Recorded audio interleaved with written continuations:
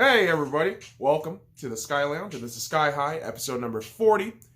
Here to discuss some sports ball action on a beautiful Tuesday morning here in Las Vegas. And I want to start off with Super Bowl 54, which, yes, happened on Sunday, 02/02/2020, Palindrome Day. And here's the thing, boys and girls.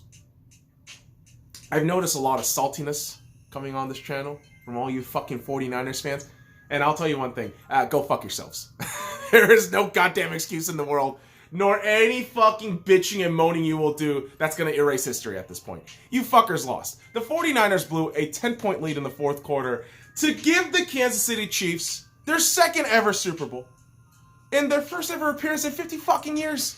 So,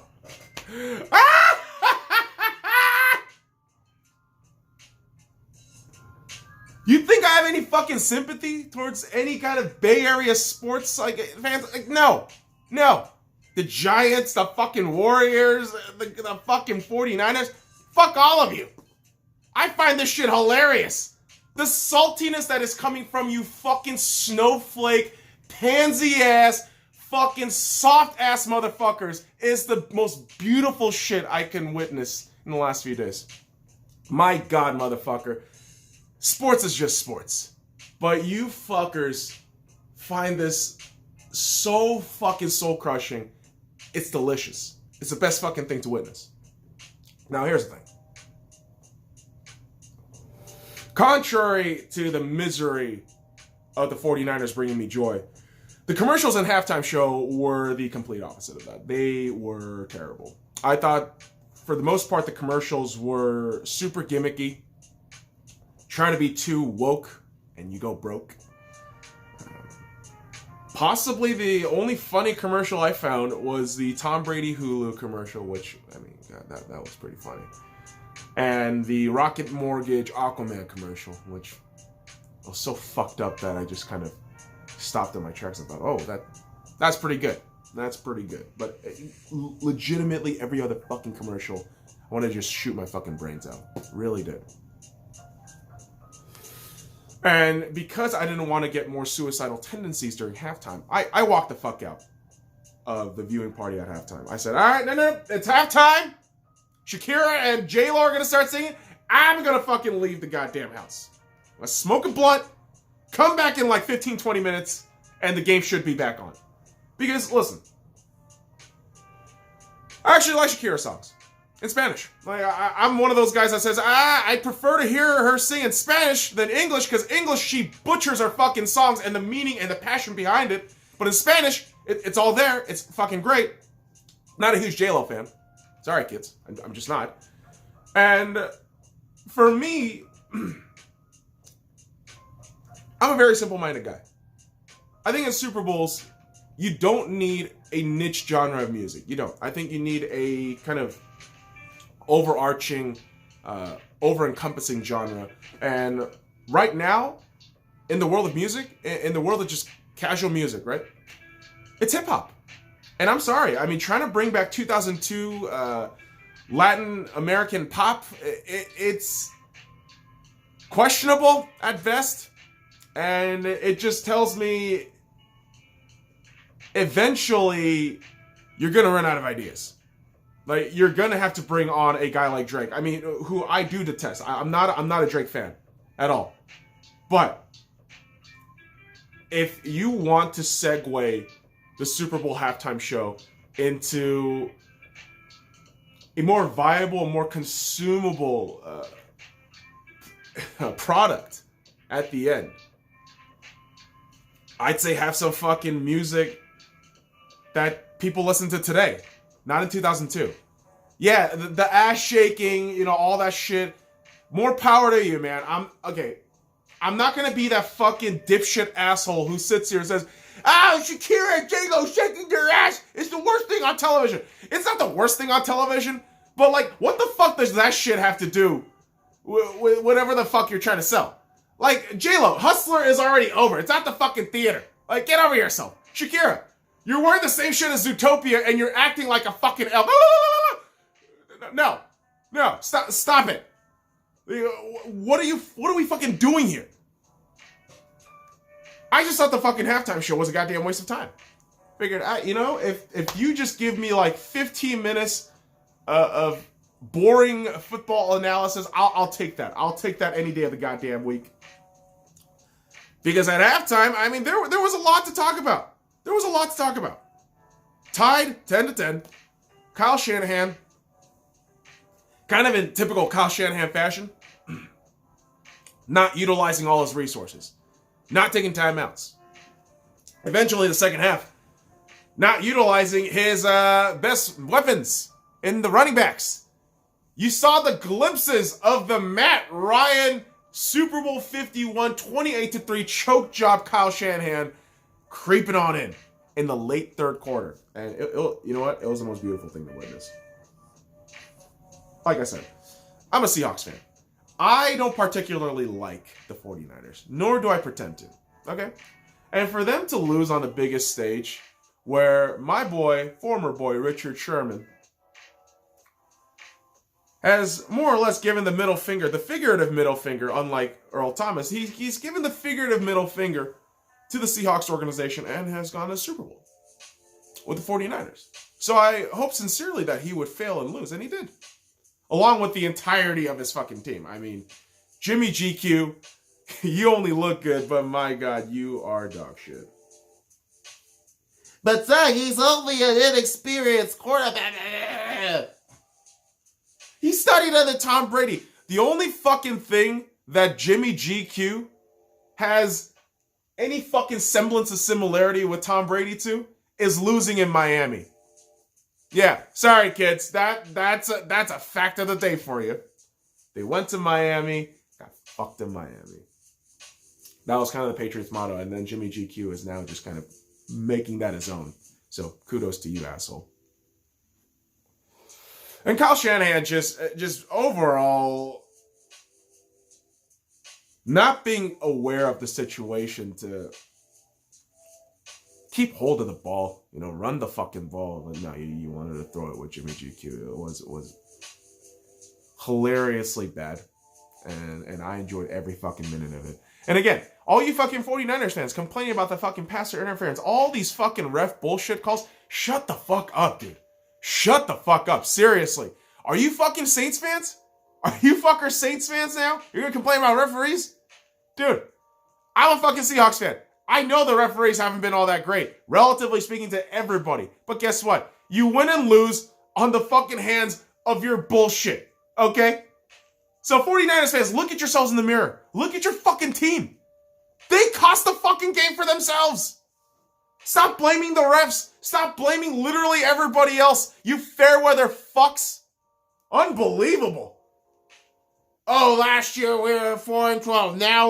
Now you're a bunch of fucking whining assholes who lost the game due to your own incompetence. And because you can't fucking see that, you have to blame literally everything else. Congratulations. You're that kind of fucking cantankerous, cancerous fan base.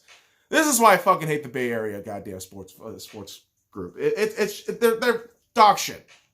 Sorry, they are. And yeah, I lived in LA for 6 years. I know how much of a shit fan base LA can be too. With the Dodgers and the fucking Lakers. I understand that. But Jesus fucking Christ, people. Use some fucking common sense and some fucking logic. Oh, it's everybody else's fault. Fuck you, you're a Seahawks fan. You didn't get there. Dude! You fuckers are still losers!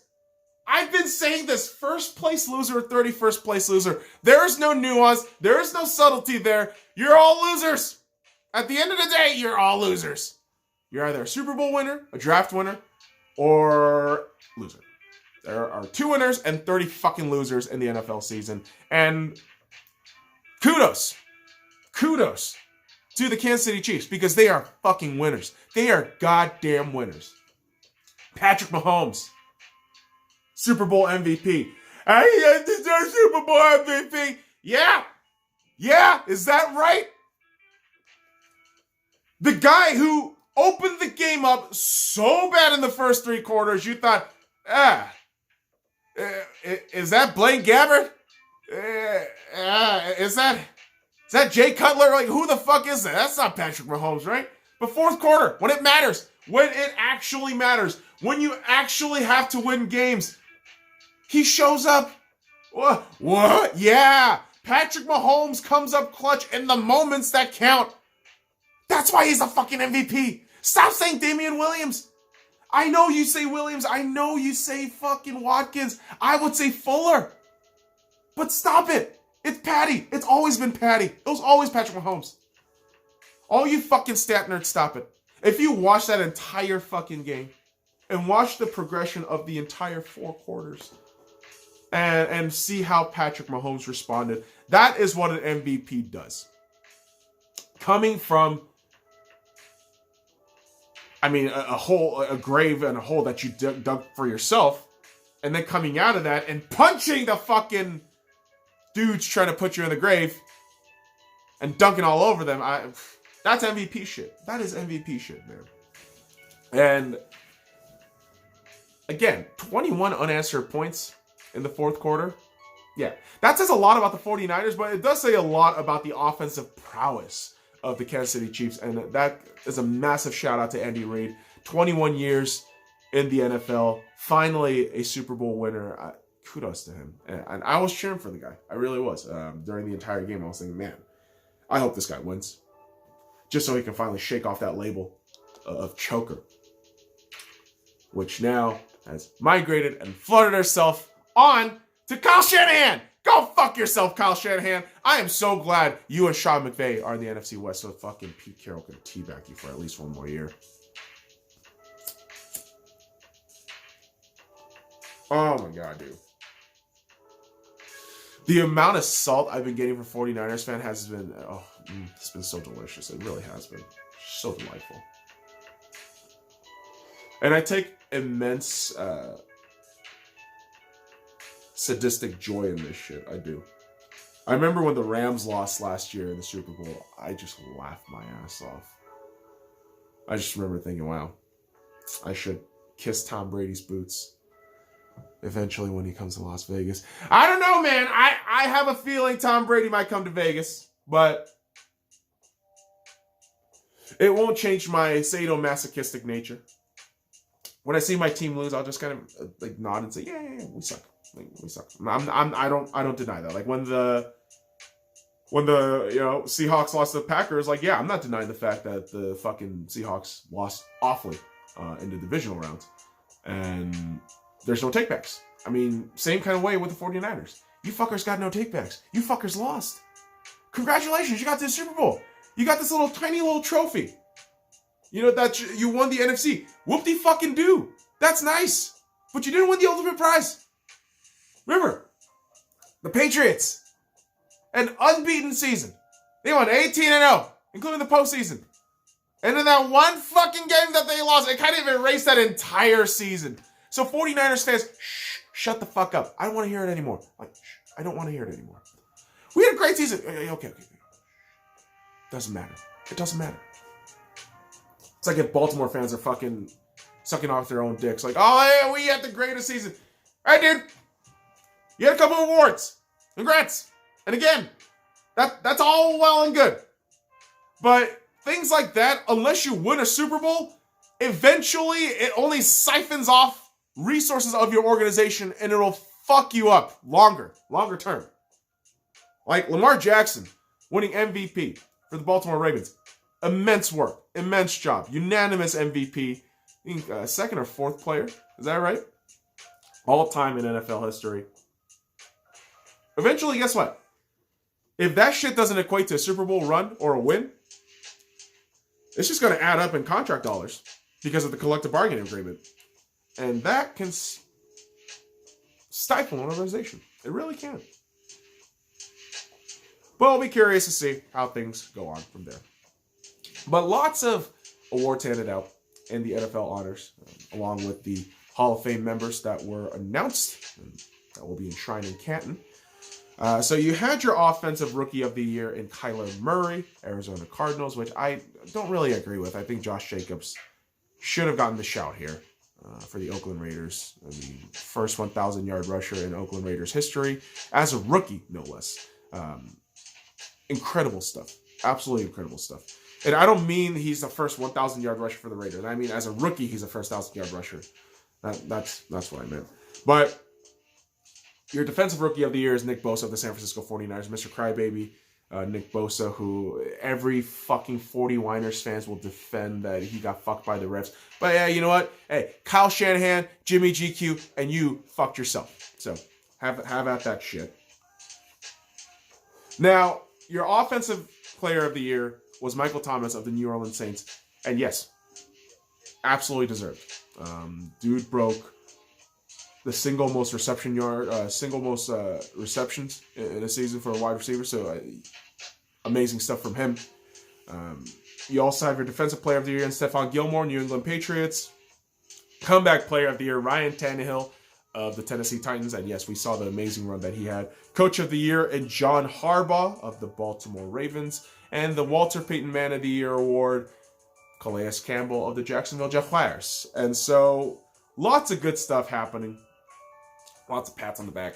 There usually is.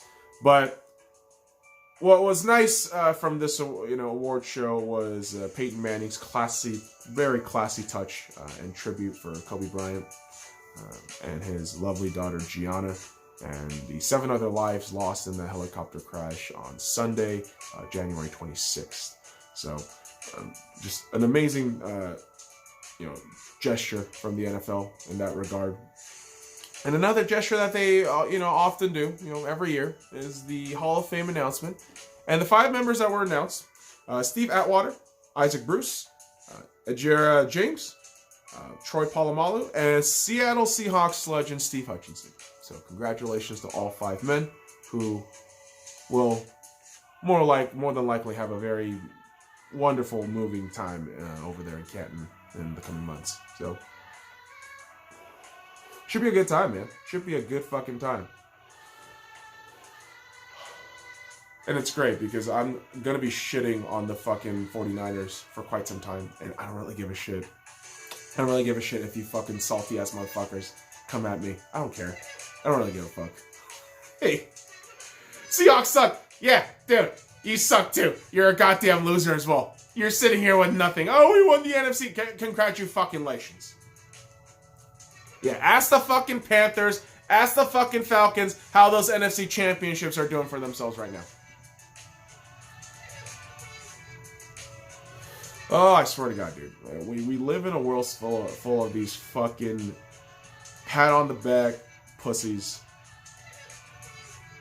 Always waiting for some sort of affirmation or confirmation that they're good. Like, shut the fuck up. Go fuck yourself. Do your own shit. Just do your job. Much like a guy in Alexander Ovechkin who just loves doing his job, is scoring the goals in the NHL. Alexander Ovechkin is now 199 goals away from Wayne Gretzky's record. He is less than 199 goals from Wayne Gretzky's record. What? I swear to God, dude, if Ovi plays 7 more years consistently, 7, that's all he really needs, in my estimate. 7 consistent years where he can put up at least 35 to 40. Holy fuck, dude. Holy fuck, dude. Like, just really think about that shit, man.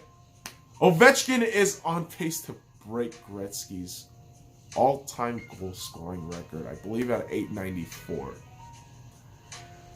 Wow. The great one. He's the GOAT for the reason. There's a reason why you call Wayne Gretzky the GOAT. From that. And not only the goal tally. Even if he didn't have a goal tally, his assists alone would overshadow that completely.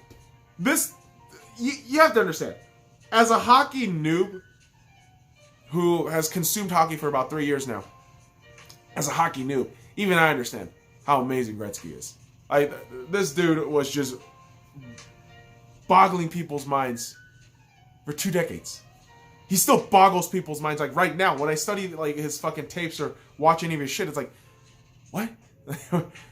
he shot that? Like, oh, Jesus. Good old times. Good old times of the 80s. Shit was rough.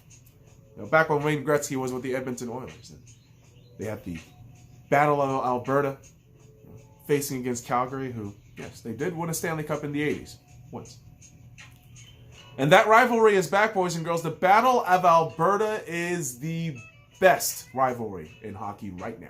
Right now, it is the best hockey rivalry.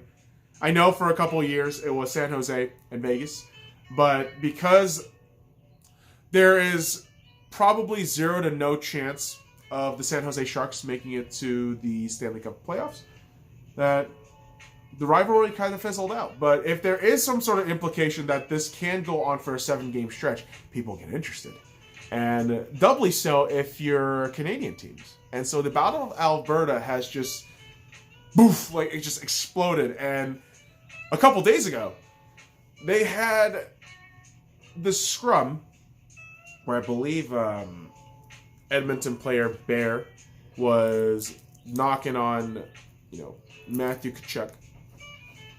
And everyone starts fighting. Everyone starts going apeshit. And goaltenders Mike Smith and Cam Talbot drop gloves at center ice and just start fighting each other. Just start wailing on each other. And it's hilarious. Like it's the most hilarious shit. You're like, oh my god, 2 slow ass dudes just fighting each other. It's like watching the fat guy catch a fucking football and getting a touchdown. It's like kind of that remarkable shit. Like, oh, that doesn't really happen. That's fun. Also dumb because the fucking Oilers blew the fucking Flames out 8-3 in that game. It wasn't even a fucking contest. But that's that kind of rivalry, man. It does to your it does shit to your fucking brain. Much like weed, and much like when your tennis hero just shits the bed again. Roger Federer, my favorite tennis player, Roger Federer, was ousted in the semifinals by Novak Djokovic, who, congrats to Novak Djokovic on winning his 17th Grand Slam title. Aussie Open winner against TM, who just dog shit, like when it fucking counts, like your first fucking Grand Slam final in what fucking 6 years.